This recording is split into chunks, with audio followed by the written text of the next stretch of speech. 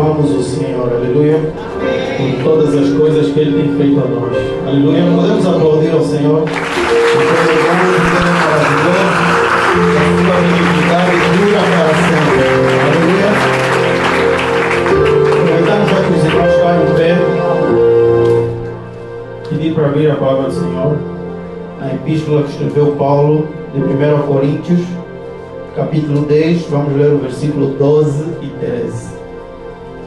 Enquanto os irmãos abrem a palavra de Deus, aproveitar o tempo para agradecer, primeiramente a Deus por todas as coisas, pela vida e principalmente pela salvação, pela nossa família, pelos nossos amigos, por aquelas pessoas que têm contribuído positivamente no nosso caminho. E podemos dizer até mesmo negativamente, porque a palavra de Deus diz que todas as coisas cooperam juntamente para o bem daqueles que amam a Deus. Amém? E agradecer também a nossa igreja, a liderança da nossa igreja, aqui representada pelo nosso pastor Gangula, o nosso pastor Quito, como carinhosamente chamamos, e aos nossos estimados obreiros do Senhor. Aleluia. Passando a leitura da palavra, diz assim a palavra do Senhor, 1 Coríntios, capítulo 10, versículo 12 e 13. 1 Coríntios, capítulo 12, versículo 12, capítulo 10, versículo 12 e 13, diz assim: Assim, aquele que julga estar firme, cuide-se para que não caia.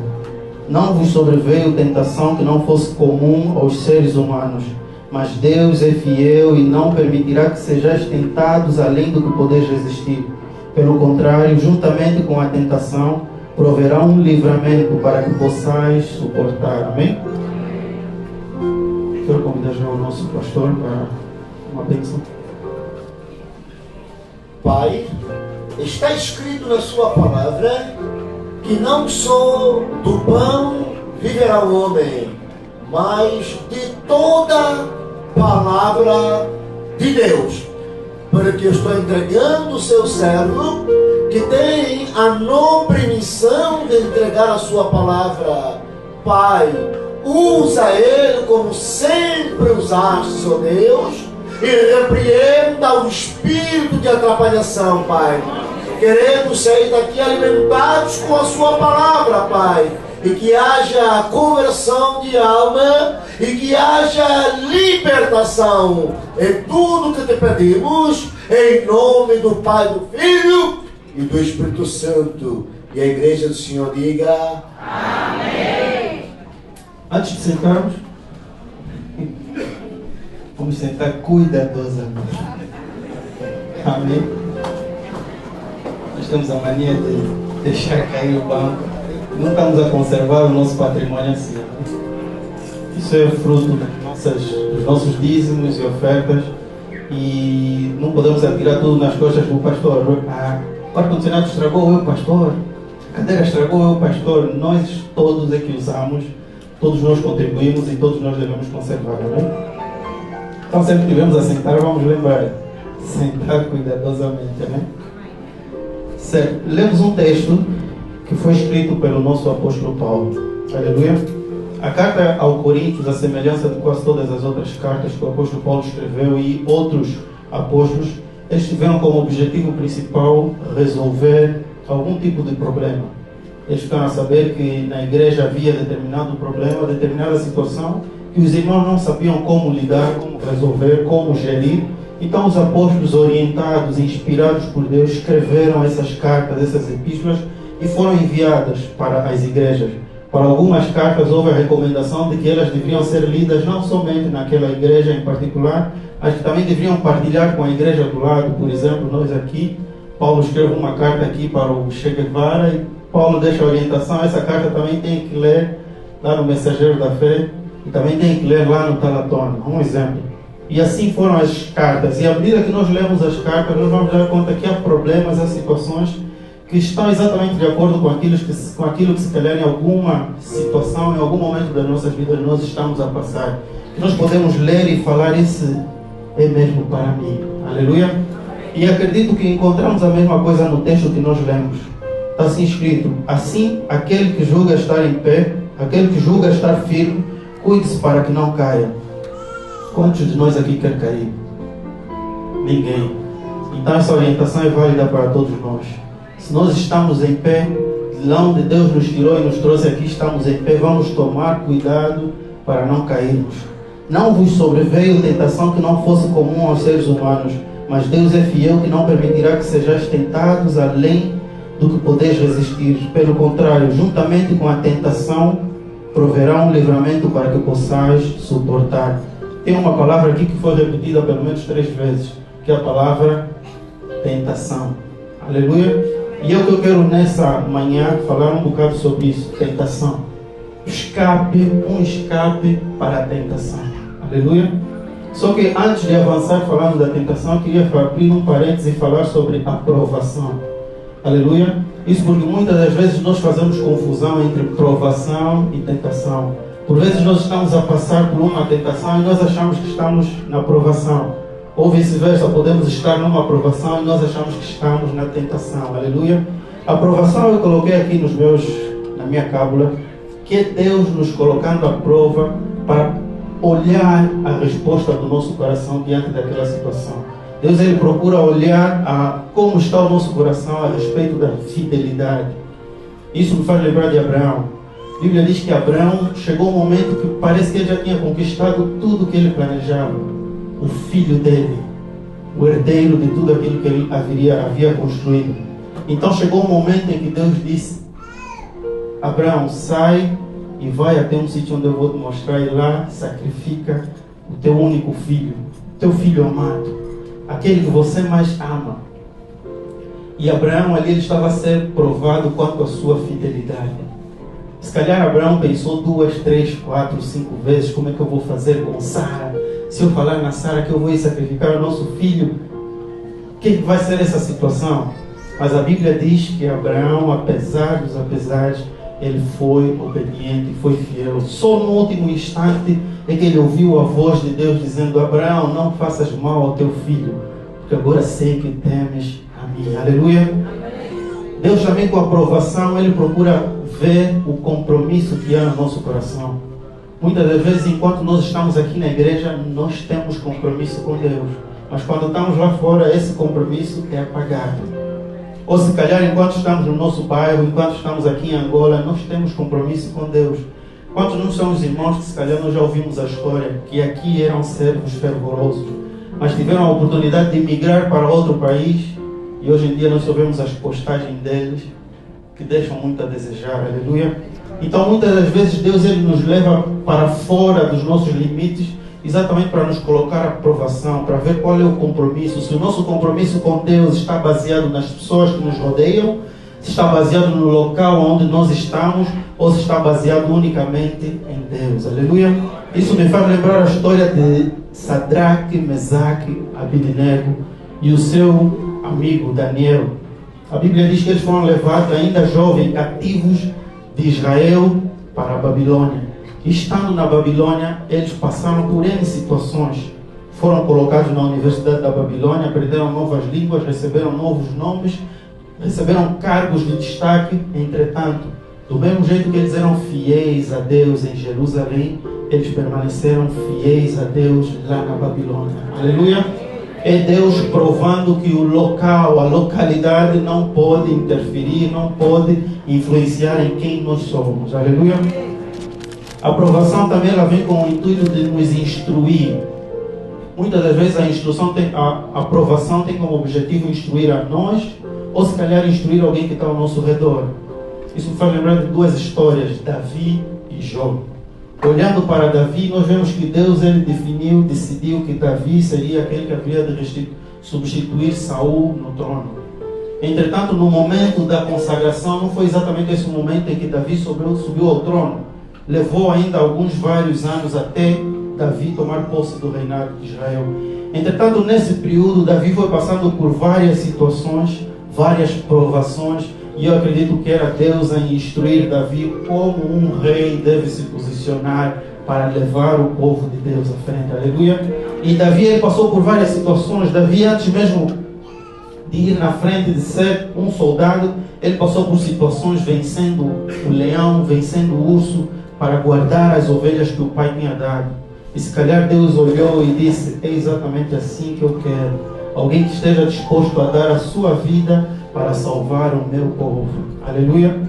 E de uma forma muito graciosa, muito abençoada, nós vemos Davi apontando para Jesus Cristo, que é o bom pastor que deu a sua vida para salvar o seu povo. Aleluia. E esse povo eu faço parte. Você faz parte. Aleluia. E a outra história que eu me lembro é a história de Jó. A Bíblia diz que Jó era um homem íntegro, temente a Deus, que se desviava do mal. Tudo na vida dele parecia ir bem. E em determinado momento Deus permitiu com que Satanás tocasse não somente nas coisas de Jó, mas tocasse na família de Jó e até mesmo na própria carne de Jó. E se nós acompanharmos o livro de Jó, nós vamos dar conta que Jó, no final do próprio livro, da história dele, Jó disse: antes eu conhecia Deus de ouvir falar, mas agora eu conheço a Deus pessoalmente. Aleluia.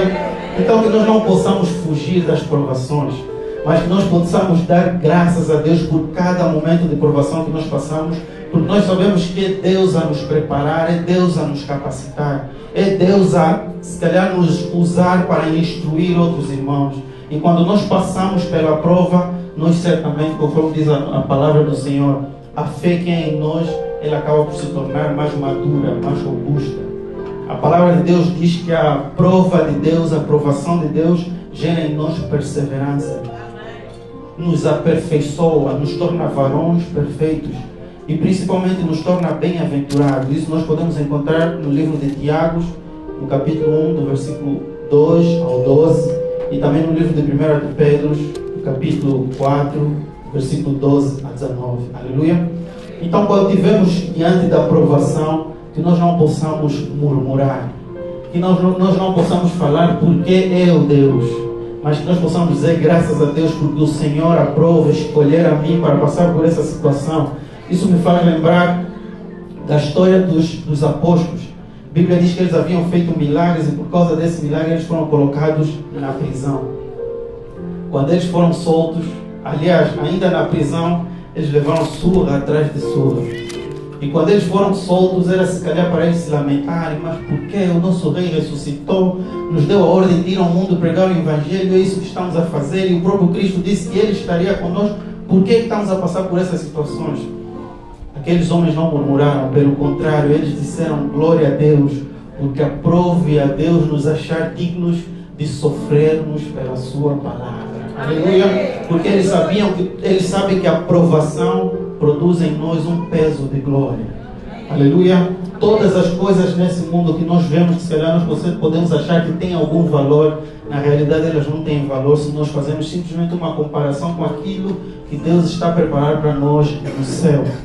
A Bíblia diz que Moisés decidiu abandonar todo o Egito e se juntar ao povo de Deus, sendo envergonhado, porque ele fez simplesmente essa comparação. Egito, o império da época, a capital do mundo na época, e o céu, qual é melhor? É o céu. Prefiro ser envergonhado aqui agora e ganhar o céu. Aleluia? Então vamos dizer a Deus: manda as provações. Essas provações vão nos aperfeiçoar. Essas provações vão nos tornar mais maduros. Essas provações vão nos trazer para mais próximo de Deus. Aleluia? Então essa é provação.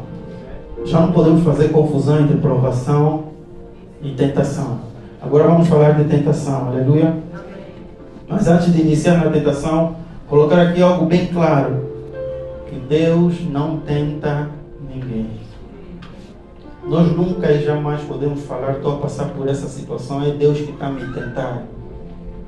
A Bíblia em Tiago 1,13 diz: Deus, Ele não tenta a ninguém.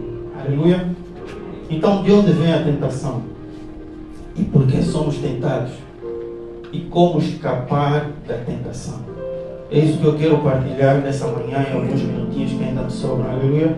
Então vou correr um bocado. Primeiro, já falamos, a tentação nunca vem de Deus. Mas tem aqui duas origens onde eu encontro a tentação. A primeira origem da tentação está em nós mesmos, no nosso coração. A palavra do Senhor em Tiago, capítulo 1, versículo 14. Quem puder abrir e ler, ou acompanhar a leitura, Diz assim a palavra de Deus: cada um, porém, é tentado quando atraído e engodado pela própria concupiscência. Ou seja, todos aqueles pensamentos maus, todos aqueles desejos ruins que estão no nosso coração, é exatamente isso que nos engana e nos atrai para a tentação. Normalmente é dito que a ocasião faz o ladrão. Mas se nós observarmos bem, vamos chegar à conclusão que é o ladrão que faz a ocasião. Porque uma pessoa que não é ladrão pode lhe dar, DJ, segura só aqui assim 1 milhão de coisas para guardar. Se ele não for ladrão, vai guardar mesmo. Vai pegar o dinheiro, vai guardar. Quando ele perguntar, DJ, você está passando por essa situação? Não usava já aquele dinheiro? Não, me deixe para guardar. Aleluia. Porque o coração dele não é ladrão. Mas o ladrão assumiu quanto? Dia seguinte estás aí e diz, oh, pensei que aquilo era já para mim. Pensei que aquele dinheiro era já para mim. Isso por quê? Porque o ladrão, de fato, ele é que faz a ocasião. Todos os momentos ele vê uma oportunidade para conseguir roubar. E a mesma coisa acontece para todos os outros tipos de pecado. Por quê? Porque o problema na realidade não está naquilo que nós fazemos exteriormente. Ainda há pouco tempo estava a falar sobre isso. Na realidade o problema reside no nosso coração. Quando o nosso coração já não está bom, não importa. As pessoas podem fazer o bem para nós, nós só vamos conseguir retribuir com o mal. Como um exemplo que alguém disse, se nós pegarmos uma laranja e começarmos a espremer essa laranja, o que vai sair? O sumo. Se espremermos com mais força, vai sair outra coisa? Se continuarmos a espremer com mais força, vai sair mais outra coisa? Vai sair o quê? Só sumo. Porque é a única coisa que a laranja pode dar. Assim é na nossa vida. As situações ao nosso redor podem nos apertar muito, mas nós só vamos conseguir dar aquilo que nós já temos dentro de nós. Se é ódio, nós só vamos conseguir dar ódio. Se é rancor, as pessoas podem nos fazer bem, nós só vamos conseguir dar rancor. Então há necessidade de haver uma mudança, um câmbio, uma transformação no nosso coração. A própria palavra de Deus, ela nos deixa essa promessa: vos tirarei o coração de pedra e vos darei um coração novo, um coração de carne. Um coração que ao ouvir a palavra de Deus, ela não permanece dura, mas ela permanece amolecida. Um coração que a semente de Deus a cair nela é capaz de frutificar. Aleluia. Então, a primeira origem da tentação está no coração. Devemos olhar para os nossos corações. A segunda origem da tentação está no nosso inimigo. 1 de Pedro, capítulo 5 e 8, está escrito que o diabo anda ao nosso derredor, tardando como um leão, à procura de quem possa tragar. A Bíblia também diz em Efésios 6:11 que devemos nos revestir de toda a armadura de Deus para estarmos prontos do dia mau e escaparmos das ciladas do inimigo. Então, praticamente o trabalho de Satanás, não sei se ele pessoalmente, provavelmente envia lá um dos seus funcionários, mas o seu trabalho é dia e noite fazer um relatório sobre a nossa vida. Onde ele foi, o que ele fez, o que ele falou, quais são os seus gostos, quais são as suas tendências, as suas necessidades, paixões, emoções, tudo lá. Isso para quê? Para que com base naquela informação ele conseguir planejar tentações que vão exatamente de acordo com as nossas fraquezas. Aqui não tem ninguém que pode dizer, não, eu fui tentado, mas aquela é uma tentação fácil. Não. Todo mundo, quando passa por uma tentação, o pensamento é quase. Isso se resistiu. Quase. Por quê? Porque é de fato algo difícil. O inimigo, ele nos conhece. O inimigo sabe cada passo. O inimigo sabe que se eu lhe apertar aqui, ele vai se irar. E quando ele se irar, só vou apresentar esse irmão, pronto. E ele pecou. O inimigo sabe. O inimigo, ele usa as nossas necessidades. Ele sabe que nós estamos em falta de pão, estamos em falta de água.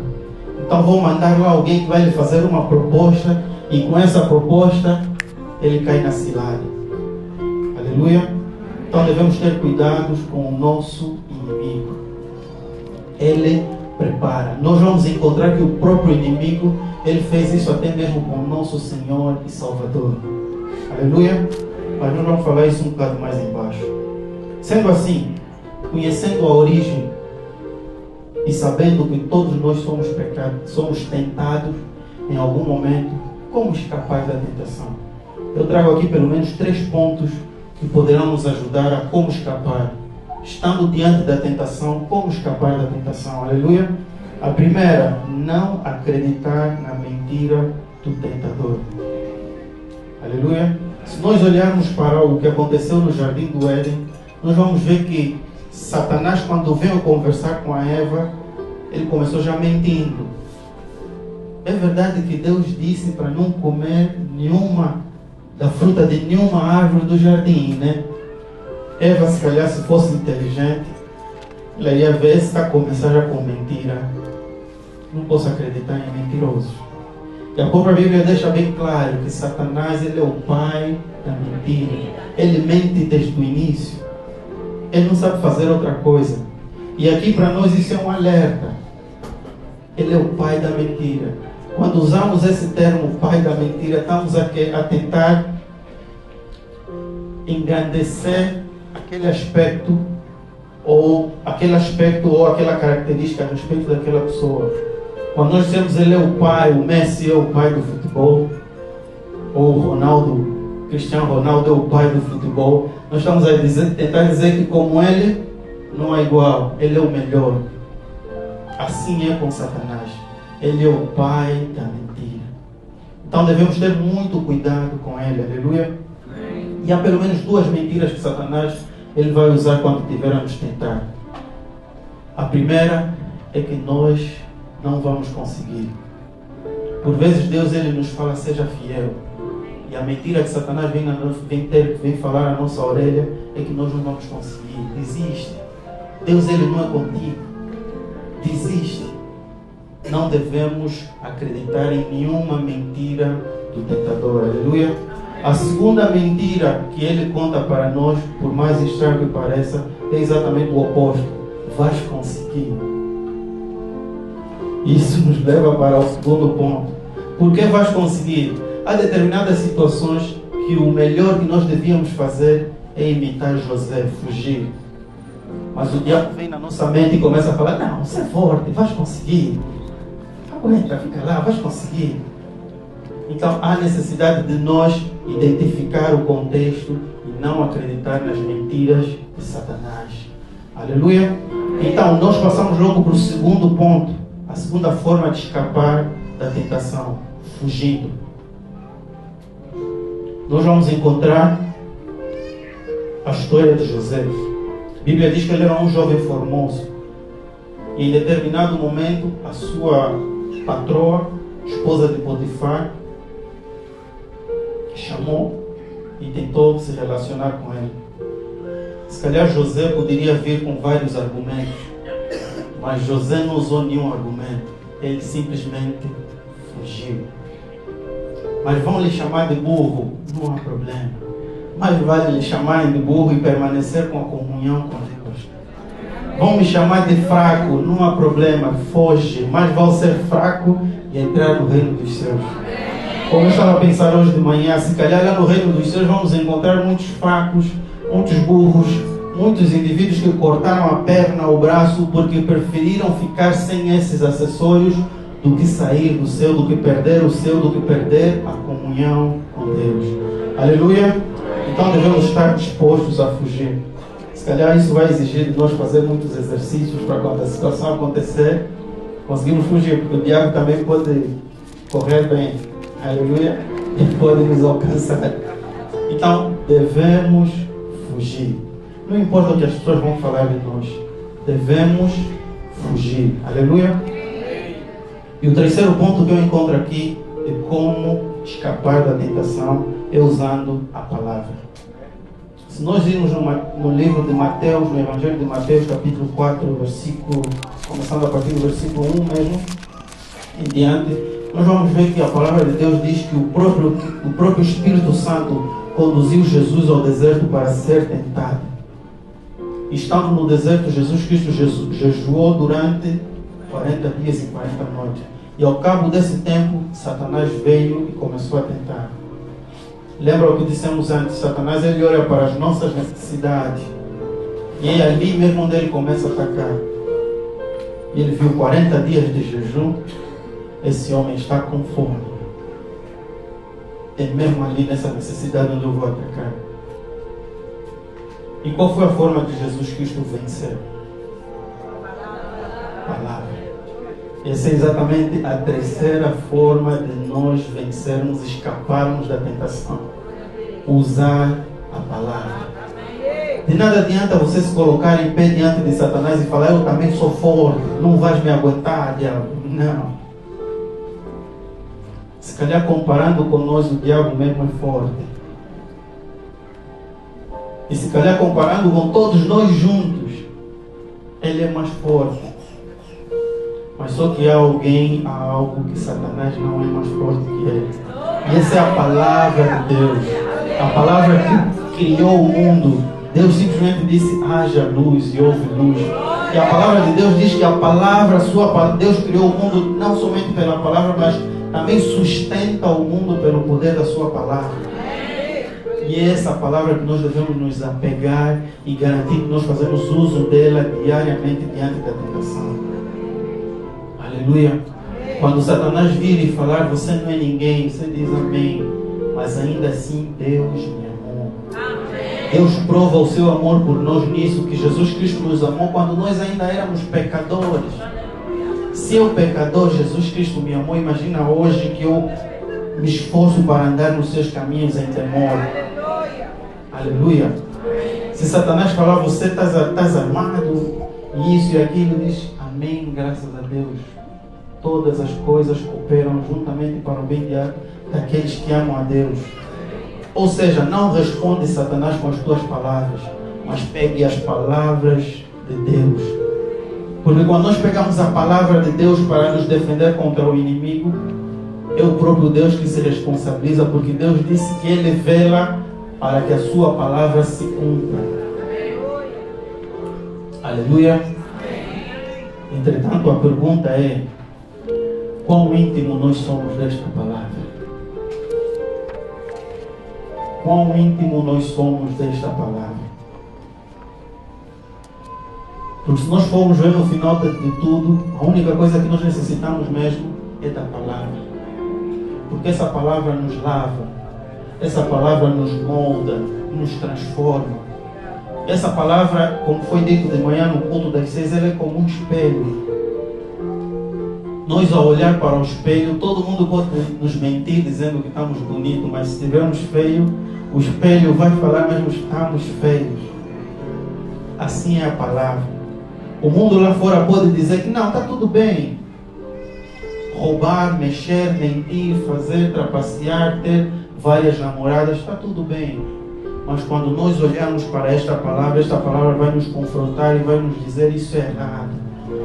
Arrependa-te e volta-te para Deus. Então, como anda a nossa intimidade com a palavra? Se nós não conhecermos essa palavra, nós seremos ludibriados pelo próprio tentador.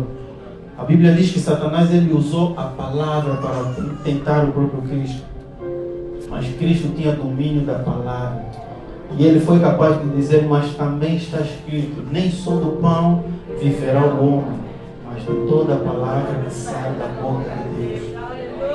Se a palavra de Deus é o nosso alimento, e se nós não nos alimentarmos desta palavra, significa dizer que no nosso meio há muita gente desnutrida. Há muita gente passando fome.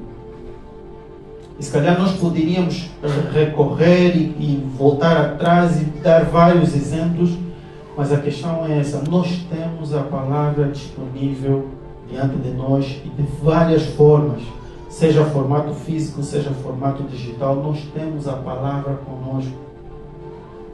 Os nossos pastores conseguem dar alguma orientação, conseguem dar algum conselho, mas muitas das vezes esse conselho não é tão eficaz porque se calhar os nossos pastores têm limitações e não sabem de toda a história. Porque isso às vezes acontece, estamos aí a contar a história no pastor, vamos contar a parte que nos convém. Mas quando é a palavra de Deus no nosso próprio coração, a própria palavra nos confronta. Ele me fez aquilo, sim, mas você também errou. Aleluia. Como está a nossa comunhão com a palavra? Aleluia. Que nós possamos nos levantar, vencendo a tentação e nos posicionar como nosso próprio mestre, que em cada passo, em cada situação, ele dizia sim, mas também está escrito. Amém? Até aqui a palavra do Senhor.